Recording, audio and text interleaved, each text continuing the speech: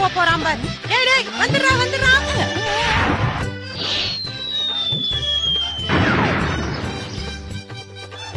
நாங்களும் பட்டாசு வெடிப்போம். அவள சங்க சக்கரத்தையே எப்படி இவங்க ஒன்னா பத்த வைப்பாங்க?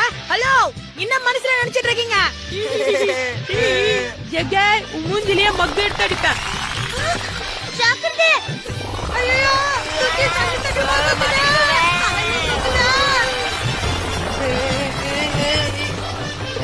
இதுடா அது சுத்தது பத்தலையா? இன்னும் பிரேந்து சுத்துறே.